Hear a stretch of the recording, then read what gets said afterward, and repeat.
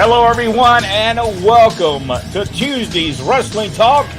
And we are going to talk professional wrestling. And as always, the host of the program, Jack Lord, Rodney West, and Brent West. Hello, everyone, and welcome to Tuesday's Wrestling Talk. Guys, how's things going this fine Tuesday? Well, we're not under contract with WWE, so there's a bright spot. And I broke out a cigar for everybody that's been concerned about me. There's a little bit of concern. Jack, let's go ahead and start this. We're gonna do Black History Month, and we're gonna start that out. I think you have someone to talk about tonight. Yeah, we've got several episodes that we're taping on different black athletes, professional wrestlers in the early days. Now, it's easy to talk about people like The Rock and Rocky Johnson and others that, are prominent and still fresh in people's memories. But we're bringing up some of these guys that come from the 1800s, the early 1900s. And one, people are probably a bit familiar because there's a documentary that's out. It's on Amazon Prime about Sweet Daddy Siki. But Sweet Daddy Siki was not the first Siki. So this is a verbatim article that I picked up from slamwrestling.net, which is a tremendously awesome site that carries a lot of historical stuff on there. And this was written by John Longmead. So I want to make sure we give him credit for this. Time wasn't on Reginald Siki's side, and he hurried through the world as if he somehow knew it. He lived an extraordinary life of highs and lows, and packed enough travel and excitement into his 4.5 decades to fill multiple lifetimes. He was a star athlete on 3 continents in a career that lasted over 20 years. He wrestled in front of crowds that ran into the tens of thousands in America and Europe. He was married at least 3 times, sometimes to more than one woman at a time. He spent 2 years as a German prisoner of war during World War II. An experience that left him penniless and almost killed him. After his release in his mid-40s, he managed to pull off an unlikely second act in the world that's bullish on them, all while dealing with grinding racism and segregation in his home country. Siki was one of the best-known black athletes in America in the era between boxers Jack Johnson in the 1910s and Joe Louis in the 1930s. But is almost unknown to wrestling fans and sports historians today. He goes unmentioned in several historical movies and books. The life history of wrestlers from Siki's era are inevitably blurred by the intentional misdirections and falsehoods that I can't even say the word, the strange world of professional wrestling, and during that era too. Sorting out fact from fiction is challenging with even the most researched subjects, but with Siki's life, the stories run deeper than most. He was born Reginald Berry in Kansas City, Missouri, December 28, 1899. To Richard and Ella Berry, Siki was one of 4 children, though nothing else about his childhood is known. In fact, much of his life is currently unknown. He left behind no personal papers and died long before wrestlers spoke openly about their careers. What is known of him has been pieced together through newspaper articles, government documents, and scant information collected from family members. It's hoped that by pulling together what is known, more attention will be called to him and some gaps in what we know about his life will be filled. He began professional wrestling in 1923. 6 feet tall, muscular, with an infectious smile, he was most likely recruited into wrestling by the Waldeck and Stanislaus Zabiscos. The ring name of Siki was undoubtedly a reference to the Singlinese-born boxer Battling Siki, who became a worldwide phenomenon in 1922 when he stunned wrestling fans by defeating light heavyweight champion Georges Carpentier in Paris, France. One story is that American soldiers who had seen Battling Siki fight in Europe gave the name to Berry after seeing him box. though it is more likely that Barry either adopted the name himself or was given it by a promoter hoping to capitalize on that fame. Another invented yet enduring part of Siki's persona was his birthplace. Instead of being listed from Kansas City, his birthplace was given by sports writers as Azerbaijan, the predecessor to the modern day Ethiopia. And I probably messed up that pronunciation, but reporters were told that Siki's birth name was Dejak Teblaba, and the advertisement billed him as the wild man from Africa. Some of the most outrageous stories, as Ring magazine recounted in 1931, presented him as breaking into a cooked food life as a wild tribesman, bedecked in 3 beads, war paint, a scowl, and a stone hammer, which had been taken in tow by some French explorer artist. In the Canadian press, he was referred to as the Gorilla Man and said to be able to hunt and kill wild animals with his bare hands. These stories were central to the press Siki received in the beginning of his career. They were invented by his early managers and elaborated by the sports writers themselves. They played on the unquestionable racist beliefs and fantasies of many fans. But promoting Siki as non-American likely served at least 2 other purposes as well. It placed him among the growing number of foreign-born wrestlers popular across America in the 1920s, and as his grandson Mark Balsford says, it allowed American fans to take him as a full-blooded African, not as an American-born grandson of slaves. It's likely that other black wrestlers performed regionally at the time, but none had successfully toured the country prior to Siki's debut in 1923. Vero Small is the earliest known black professional wrestler in America. He began his career in the 1870s in Vermont, wrestling as Black Sam, and performed around the Northeast before gaining more prominence in New York, and eventually performing at the very first 2 locations of Madison Square Garden.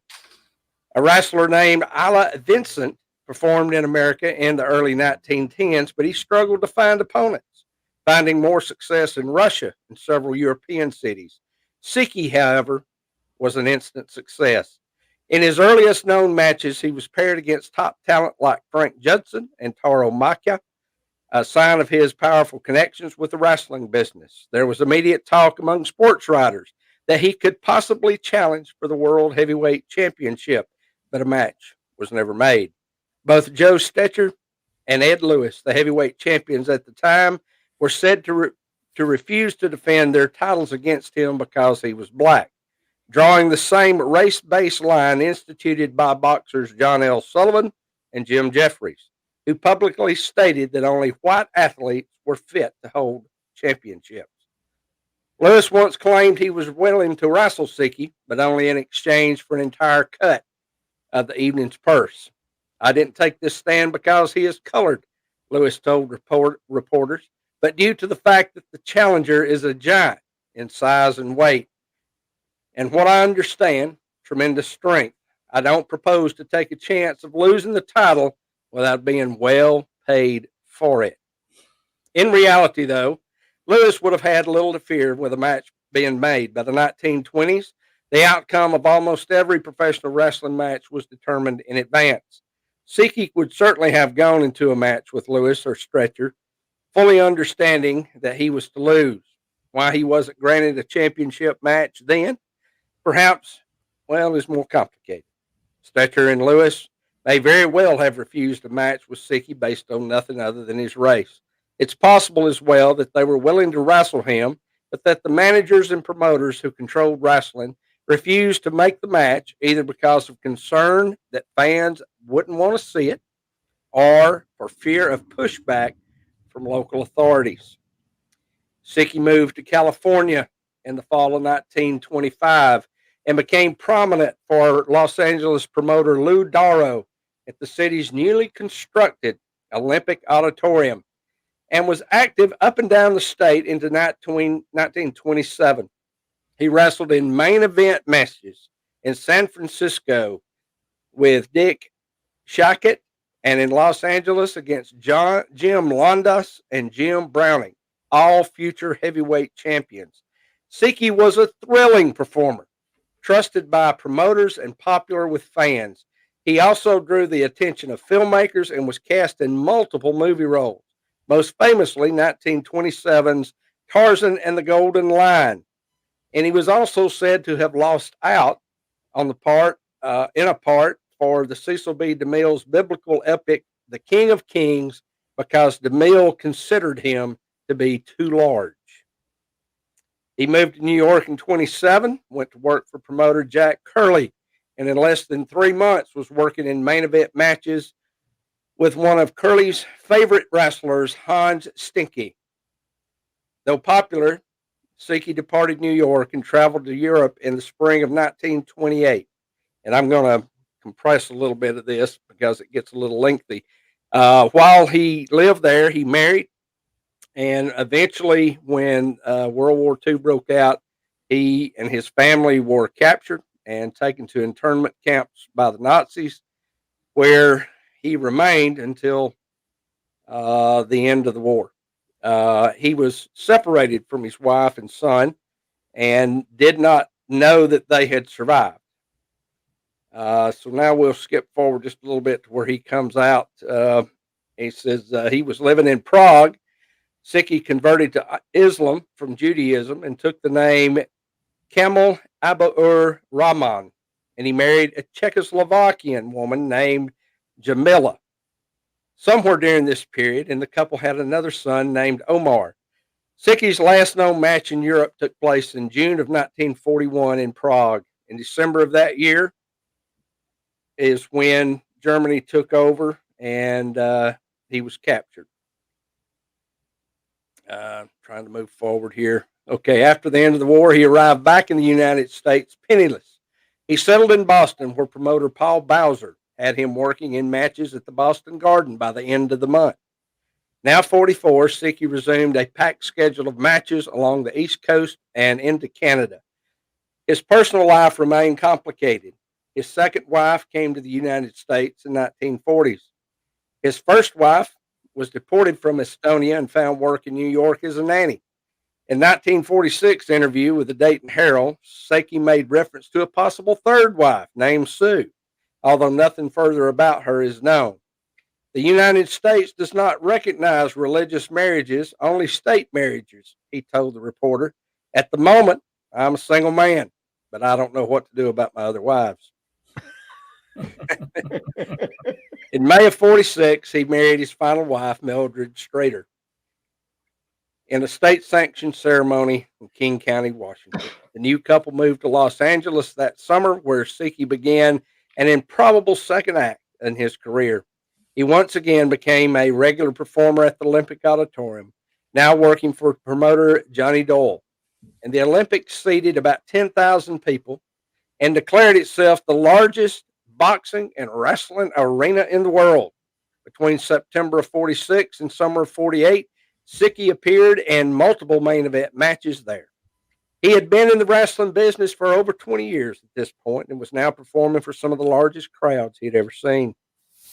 Wrestling was booming in Los Angeles, bolstered in particular by the popularity of George Wagner, whose career fortunes had changed for the better after he began dyeing his hair blonde, dressing in flowing robes sewn by his mother-in-law and calling himself Gorgeous George. In November of 47, George appeared on national television for the first time. The new medium helped him to achieve a kind of success no other wrestler had experienced until Hulk Hogan in the 1980s. I don't know if I was made for television, George famously said, or if television was made for me. Some seasoned wrestlers expressed bitterness over George's sudden fame, but if Siki shared their unhappiness, he never let it be known. In fact, when a reliable veteran was needed to lose to George in a high-profile match at the Olympics, Siki willingly took the job. On December 3rd, 1947, in a match that lasted just 12 seconds, he stood still while George came running towards him, leapt off his feet, and delivered a drop kick to his chin. Siki sold the move for the massive crowd right on cue and collapsed on the match. The loss didn't hurt Siki's reputation, and he continued appearing at the Olympic Weekly. His last match there was June the 2nd, 1948, against Vic Holbrook in front of a sold-out arena. How Spicky spent the last months of his life is currently unknown. There are rumors that he had been seriously injured in a match, though they are unsubstantiated and unlikely to be true.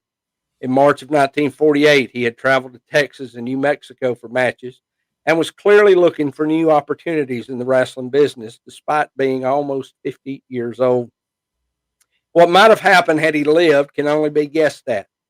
Wrestling had become more fully integrated by then, with new performers like Jim Black Panther Mitchell and Celie Samara working regularly. It's likely Siki could have continued wrestling for another decade. Instead, in the morning of December 24th, 1948, 4 days shy of his 49th birthday, he was taken to a hospital in Santa Monica, California, suffering from a heart attack, and declared dead on arrival. He was buried in Evergreen Cemetery, a short drive from the Olympic Auditorium, on December 31st. Reginald Siki never stopped moving, despite harrowing odds and setbacks. He built a career in sports and traveled the world. Though much about him remains unknown, what is known points to a life rich in experiences. He was a pioneer in desegregating professional wrestling, and his contribution to the sport cannot be measured, even though has been uncredited for almost 100 years. Tremendous, Awesome. tremendous story. I want to see the picture of the crowd. I want to show that picture of that crowd against Koloff. Look at that crowd. Look at that outdoor arena. Awesome crowd, and I'll tell you, that was in Bulgaria, and he had those movie star looks. I'll just tell you right now. Yeah, really did. Yeah, he looked like a star.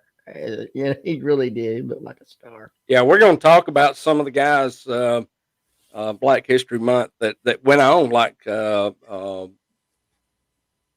be movie stars. Woody Strode is somebody that we're going to profile later on this week too. Show the one with the tiger. The lion on it. And I bet you that's the movie that he was in. Didn't you talk about a movie he was in? Yeah.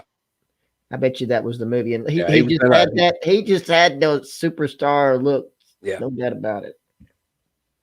Can you imagine? He would have been a star today. Oh yeah, yeah, he certainly would have. He was in shape for that time period. Man, great story, Jack. That's spectacular story. Again, SlamWrestling.net. They've got all kinds of great stories. This one just came out this week. Look it up, read the full story. There's a lot that I left out just for time constraints, but man, this guy, what a life. What a life. Yeah, incredible story. All right, guys, are you ready to go to see what the insiders got to say? Before then, maybe we need to talk about, before we go to them, Jack, maybe we need to tell everybody about the T-shirts. ProWrestlingTees.com. Go over there, look for our store, Pro Wrestling Inside and Out. We got 3 selections up right now. You can buy those. We're medium priced. They go all the way up to from small to 5X. If you need more than a 5X, we'll make some arrangements, I guess. But yeah, go over there, hit us up. All the proceeds go towards helping us upgrade the podcast and keep things going and fund all the big surprises we've got coming up this year. All right, now let's go to the insiders and see what they've got to say. And let's start all the way to the top here. Richard Hood. Good evening, gentlemen. Richard, thank you so much for being on here. Dr. Philbo Grice. Good evening, gentlemen, from Soggy, South Alabama. Bob Welch. Hello, all. How you doing, Bob? Glenn Allen Shelton is with us.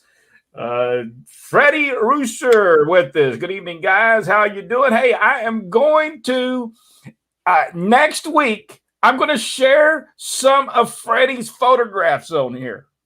Tremendous pictures. Tremendous stuff. He sent me some yesterday, and man, they're tremendous. So next week, we're going to just share just a little bit. Well, for anybody that doesn't understand, Freddie paints, and he is a great painter. That's the pictures. He does some really great. They're tremendous. They're tremendous. So we'll look at that. Glenn Allen Shelton, Bobo Brazil. Yep. Yes. One of the greats. One of the greats in professional wrestling, no doubt. Mickey Mayfield, Thunderbolt Patterson, Bobo Brazil, Rufus R. Jones, S.D. Jones, Pork Chop Cash, just a few of the greatest athletes of their day. I would agree with you on all those guys. They were all tremendous. Tyrone Spivey said, just wanted to say hello, and guys, continue to keep up the great work you do in keeping the past alive. Thank you so much, Tyrone. We certainly do appreciate it. We enjoy every moment of it. We were talking before we went there that we learn a lot from the research that we do. Just so much that we learn that we thought we might have knew it, but we learn a lot. Yeah, what we were going to talk about tonight was not at all what I intended to originally talk about. But I started doing research on somebody, and then it led to this, and I thought this was a much more interesting story to present tonight. Yeah, it's very, very good. I love going down these rabbit holes. Nick said, which show is your favorite, SmackDown or AEW, Jack? NXT. I'll have to admit, I do not watch SmackDown or AEW. I certainly don't watch AEW. I have tried to watch it a few times. I do. I watch both of them. I won't pick one over the other. I do like NXT the best of everything out there, but I watch them all, because I'm still heavily involved in the industry. So I need to know what's going on. Whether I like the stuff I see or not is, really not as important as the fact that I keep up with it, I guess. I'll be honest with you, I just don't have the time. When you look at the research, when you're doing this and going back and reading. Now, I'm watching a lot of old wrestling, though. Hey, I'm watching a ton of 70s, 80s, early 90s wrestling, but I don't have time to watch that while we're doing the Sweet Daddy Sika. Yeah. Tremendous athlete. Jay Smith said, I heard Butch Reed bleached his hair blonde in honor of Sweet Daddy Sika. Well, that was Vince's idea to do the natural gimmick when he hit WWE. I don't know. Vince certainly knew who Sweet Daddy was, so that's probably where he took it from. Well, we're definitely just going to pass by one of the comments that we had there. We're going to go right past that one and go directly to Donna Ernesto. Hey, Donna. Hey, Donna. How are you doing? It is good to see you. And Paul Ante. I saw Sweet Daddy Sika as a kid here. And what's that? What's the name of that? Ontario. 1965, man. I did not know what that says. So I don't know how to say it either. 20 years later, I saw him again at the old Memorial Gardens. He could still go. He was a character too. Oh, I read that his documentary is supposed to be available in Canada now. You should certainly seek it out. It's great.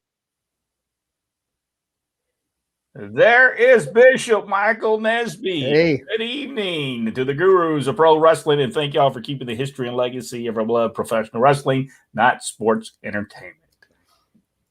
Thank you so much. We appreciate that. Bob Welch, Magnificent Zulu, wrestled in the 1970s in big-time wrestling. Now, is this the same Magnificent Zulu that went against the Mongolian Stomper in Memphis? I believe it is. The guy that put the bear hug on him, wouldn't let it go. Yep, he came to Georgia too. Yeah. Good stuff. He was good. He was a big old dude. Kevin Finley, I think Sika worked Memphis a week or two. I did see him. I did see a video of where he was there.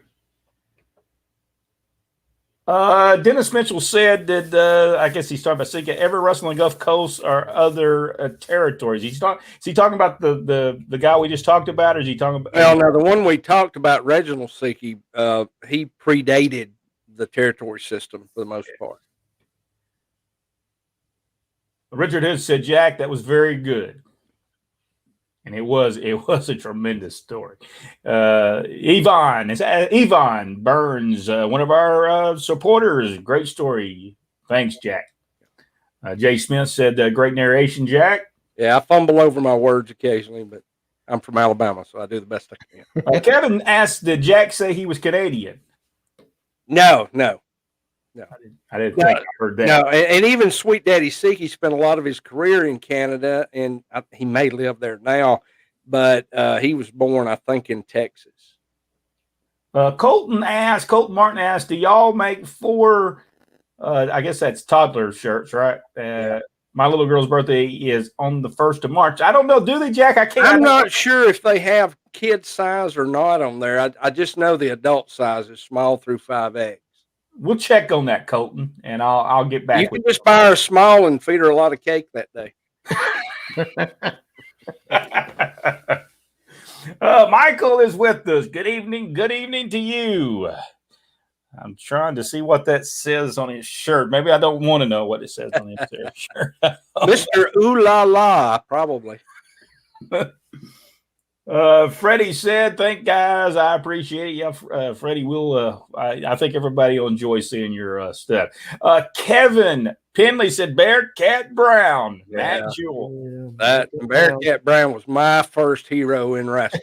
Yeah, I love Bearcat Brown. He was awesome. Dennis Mitchell said, "Don't forget Burrhead Jones and Norvell Austin. Norvell Austin, the original Junkyard Dog." A lot of people think that Sylvester Riddle was the first Junkyard Dog, but it was indeed Norvell Austin. Kevin said, "I always liked Burrhead." Oh, I did too. He was quite a character, and he could keep you laughing. I'm telling you. We made many trips with Burrhead Jones during the years, and we enjoyed every moment of it. He was always a great guy. Richard Hood said, "Would guys say that Bearcat Wright was the first black world champion?" They could make that claim, certainly. Yeah, I think so. And I think even Bobo Brazil might have actually. When we were going over the world champions in your absence, you missed a stellar program that night. When you put the thumbs down on us, we did talk about Bobo Brazil winning, and then he became the WWA world champion. Let's see. Kevin said Sonny King. Yeah, Sonny King. Loved Sonny King. Hector is with us. How you doing, Hector? How's it going, guys? We're doing good. We're doing what we always like to do, talking professional wrestling.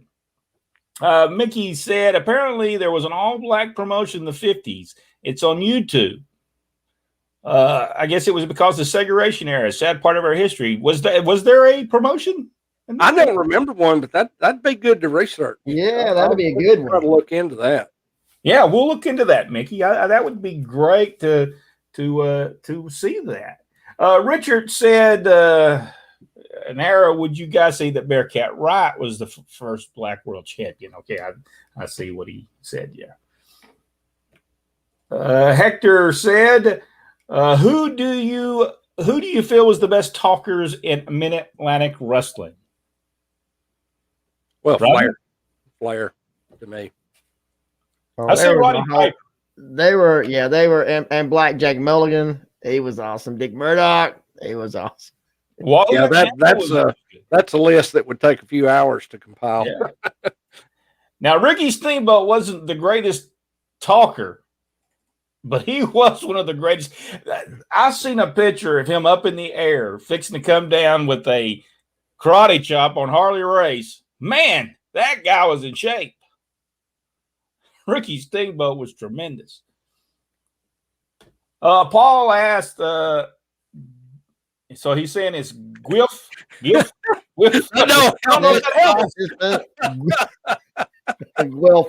Guelph.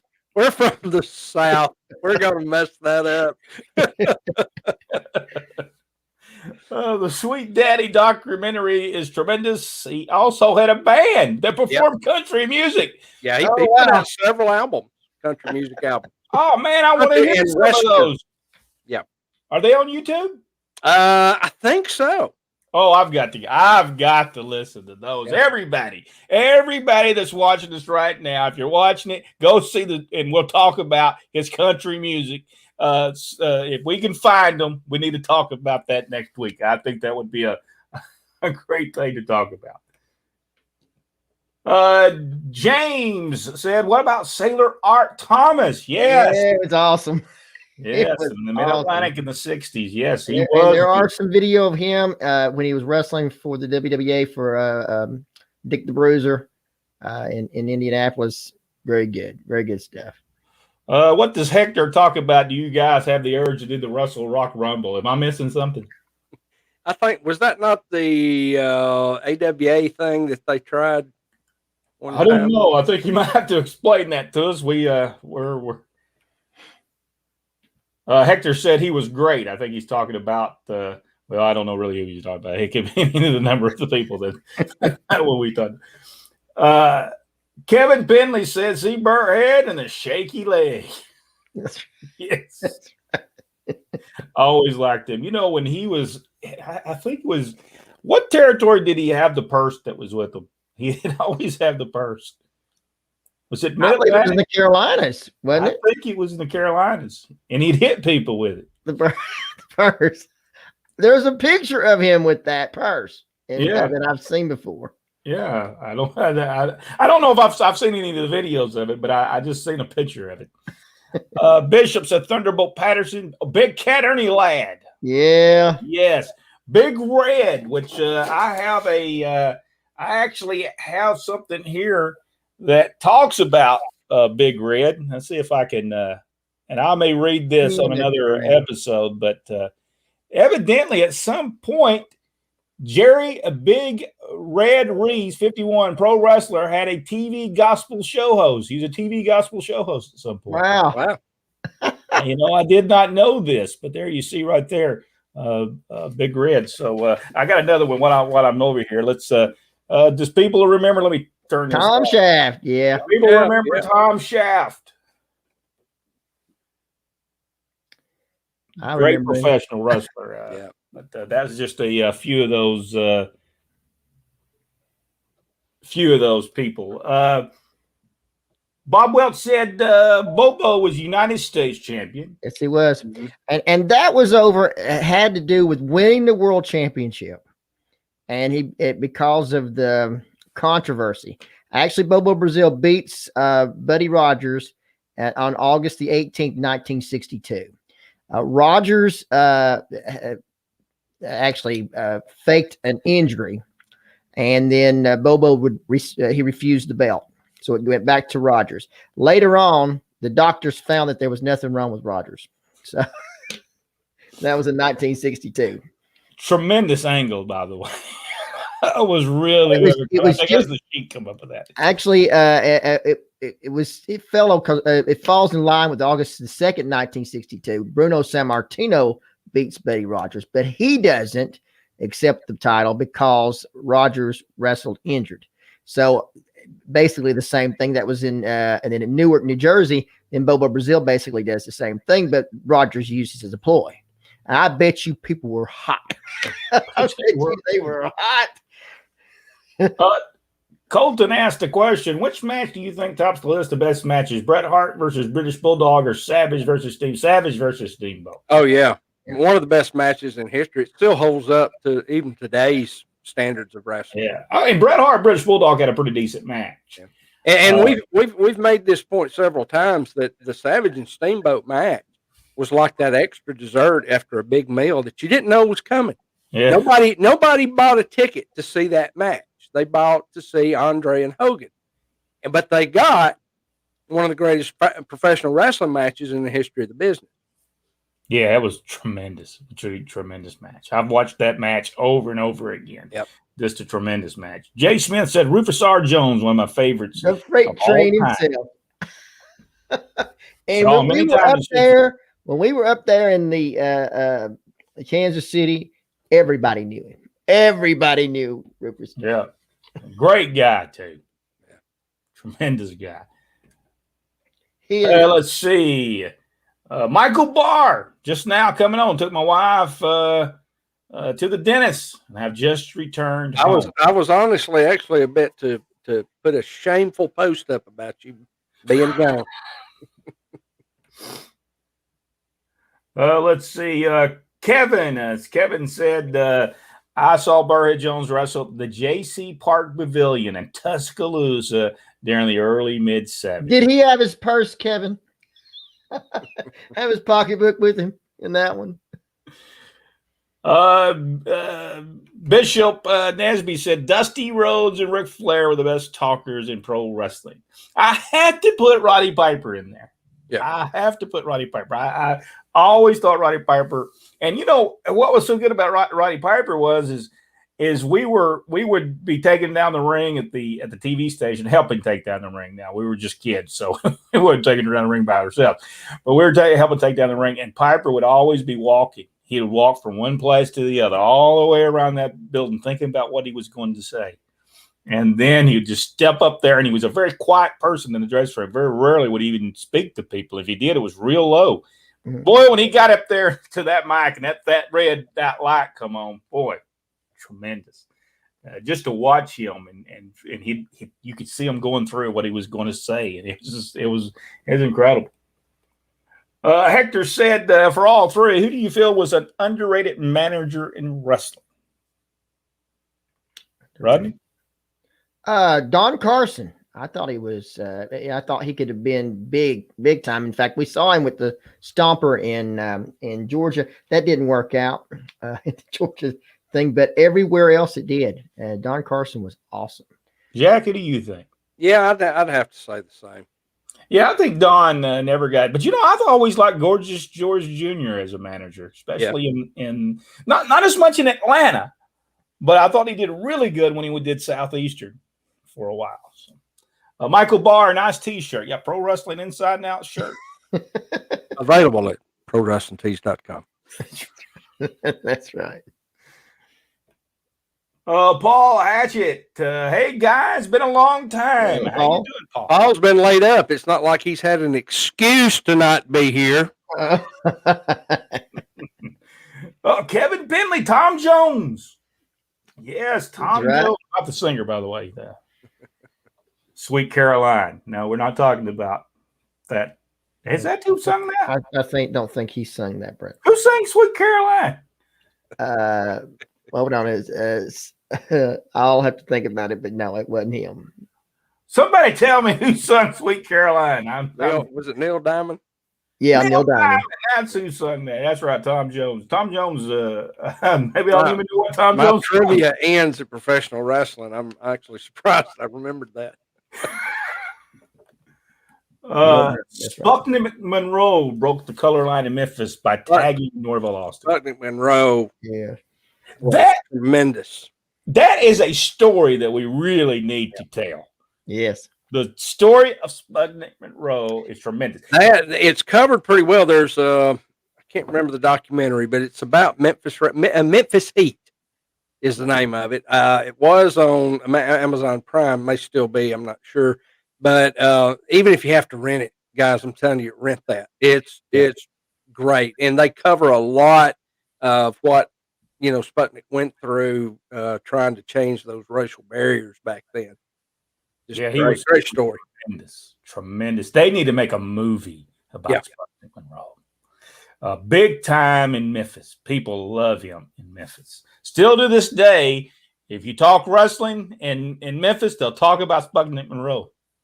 They will still talk about him. Well, they still have Sputnik Monroe Day there every year too, and I have it bookmarked because I share it every year on my Facebook when it comes up. So whenever it does, look for it. This guy told a story about Sputnik Monroe. He said that his mother, and maybe his grandmother, had a picture, and it was the picture of Jesus Christ, and there was a picture of Sputnik Monroe right next to him.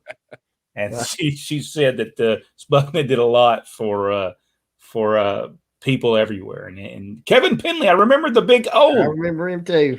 Yes, loved the Big O. I wrestled the Big O.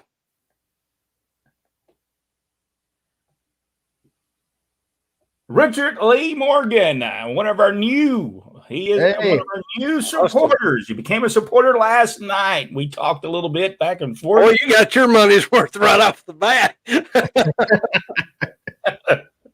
There was a lot going on yesterday on that one. For those of you who are supporters, man, we did some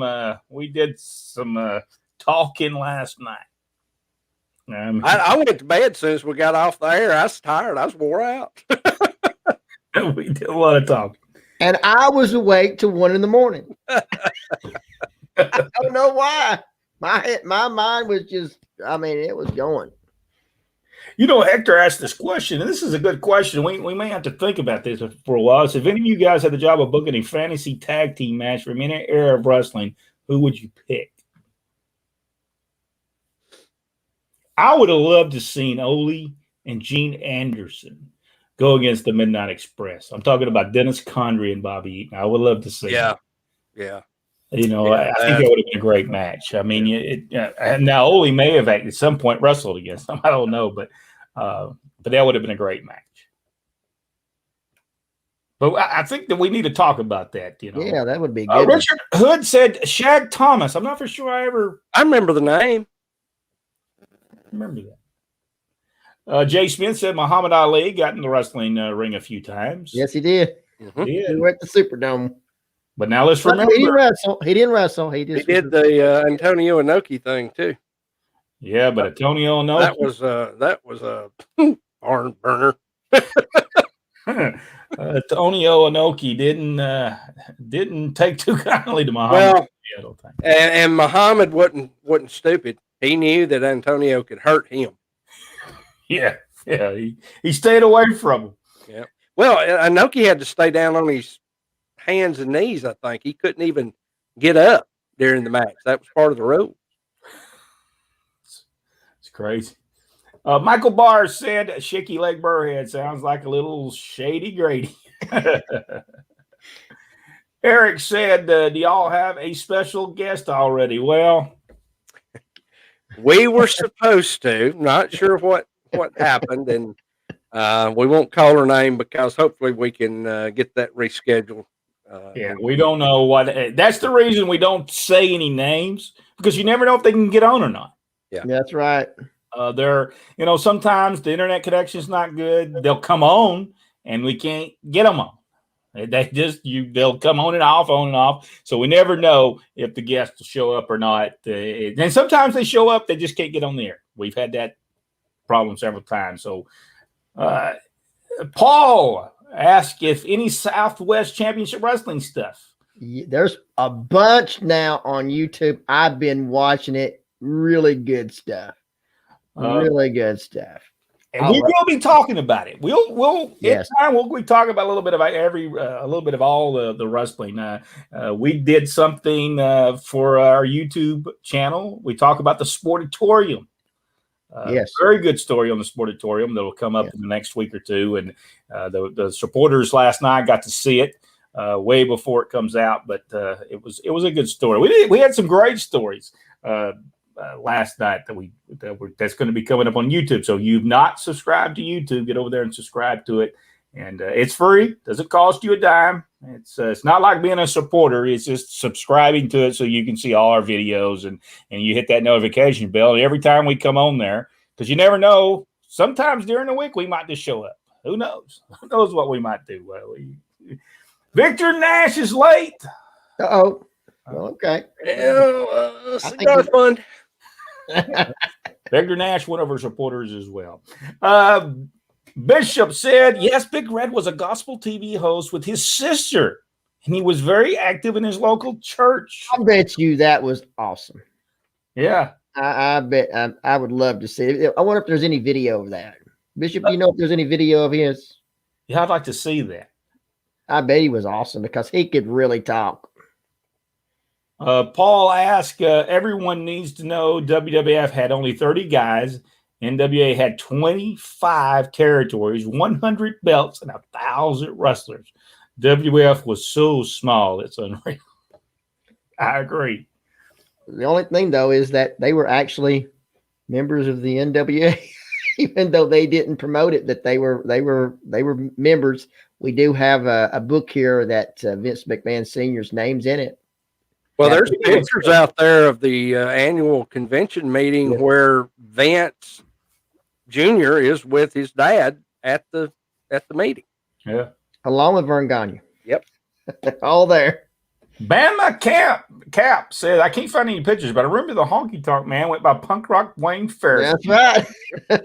Pink hair and all. How long did he use the gimmick? I don't think he used it. I think didn't he go to Southeastern Championship Wrestling as Punk Rock Ferris, and then he changed over to the honky tonk band while he was there? Yeah, because by the time we got there, we thought we was going to see the Punk Rock, but by the time we got there, he was a honky tonk. Yeah. Richard Hood, Tony Atlas, Rocky Johnson, Sailor Rock Thomas, Earl Maynard, Gorilla Watts. I don't know if I know Gorilla Watts, and George Wells. George Wells. Yep. And Bishop said also, so man, Rocky Johnson, Mr. Right. Tony Atlas. James Tiger Conway Jr. Yeah. And Senior. That's right. He was. Daniel Lang said, I heard that Bobo refused the NW title because he was afraid to be traveling black world champion in the 60s. There's probably some truth to that. Yeah, I would think so. What match in the territory days would have been a match from the 80s? I think the worst matches from the territory days would still be better matches than most today. This is true. It would be except for a Terry Daniels match. It would also be in front of what crowd you're talking about. It's different because back in the 80s, even the 70s, most of the wrestlers, especially the one of the main events, they were over, which wrestlers today cannot say that they're over. Yep. They're not there specifically to see that one wrestler. Back then, yes, they were there to see those one wrestlers, and basically they can do a headlock and the crowd would go nuts. I mean, that was just the difference.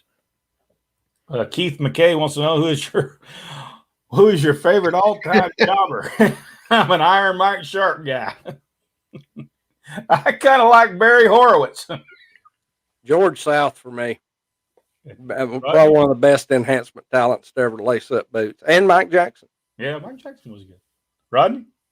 As growing up in Georgia, I always liked Charlie Fulton. I liked Charlie Fulton. Yeah. He was awesome. Hector said his favorite wrestling commentator duo is Gorilla Monsoon and Bobby Heenan. For all three of you, who were your favorites? I'm going to say Gordon Soley, Roddy Piper.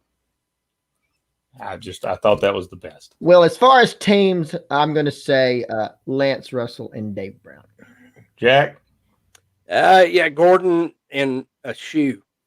I mean, he just really didn't need anybody with him, but I love Gordon with anybody. Michael Barr said a match that would have been one would remember. That's kind of hard, really. We'll have to think about that, Michael. From the 80s, Midnight Express, Rock and Roll Express for me, the Nightmares and Tommy and Johnny Rich, another great match. You also had the Nightmares and Jerry Stubbs, Dirty White Boy. Just Brad Armstrong and Jerry Stubbs. Yeah, there were so many just awesome. Didn't Clash of Champions start in the late 80s, 89, somewhere in there? Yeah, it was to be against. I just remember that first Clash on TBS had the Midnight Express against the Fantastics, and to this day, that is the best tag team match I have ever seen. Yeah, that was a good match. Richard Hood said Ray Candy and Leroy Brown. That's right. I love Leroy Brown, but that man couldn't stay awake for 10 minutes. We drove with him to town one time, and he said, "Hey, how you guys doing?" That was it. He didn't wake up. Dad said that would happen to us, and she'd watch now. He's going to ride with us. He said, "I guarantee you he'll be asleep before we get out of the parking lot." And we're going to have to go through this pretty quickly. We're running out of time, so I'm gonna. Was Billy Hines a manager at one time? Possibly. Yeah. Neil, he did say Neil Diamond. A bunch of people said Neil Diamond. Thank you so much. Richard Hood, Abdullah the Butcher, Kamala, yes, Carlos Colon, Bob Welch. Larry Hamilton was always great. Bobo's, I'm not for sure. Bobo's brother, Hank James in Big Time Wrestling. I'm not for sure I know who that is. By the way, Greg said, please, guys, don't watch the Wrestle Rock Rumble. You'll never get those 3 minutes back. I don't even know what that is. Let's see. Let me make sure. I did get I asked a question about the sports arena in Columbus. I did see that it was torn down. If I remember, let's see, was Larry, I think, we were talking about it last night. And thank you very much for that. I was just wondering if it was still there, and he said it was torn down. Ron said Rocky King. I'm just looking through this real quick because we're gonna have to go. I just wanted to see if there's anybody that we did not. Okay, wait a minute. Paul Artisan has done something very controversial here tonight. I think he has done the best announcer Rushmore. Mount Rushmore, best announcer. He's got, and I'm going to go backwards: Lance Russell, Gorilla Monsoon, Mark Lawrence, excuse me, and David Crockett. All right, we got to go. I was thinking the same thing. Something's wrong with the world when David Crockett gets put into the great. Watch it. He's either serious or in on the joke. Folks, if you asked a question, we'll go through that and we'll try to get back to it and answer your question on another program. But we do have to leave.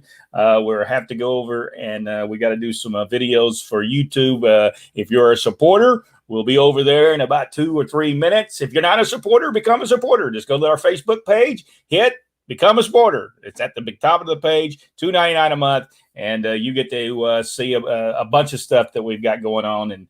And so get over there if you haven't been there. Become a supporter, $2.99 a month, and it helps us pay for our mics and our everything, our cameras, our lights, and a bunch of other things. There's a streaming that we have to do, and that monthly fee, and our editing that we have to do during the videos. So there's a lot of stuff we have to do. Thank you so much, folks. Thank you so much. We're almost 21,000 people. Insiders on Facebook. We certainly do appreciate it. 1,200 subscribers on YouTube. We have 415 on Instagram. So thank you so much. Thank everybody for telling everybody about Pro Wrestling Inside Now. Guys, anything we need to say before we leave? I think we got her. Good night. All right. Thank you so much. And we'll see the supporters on the other side as we continue to talk about professional wrestling.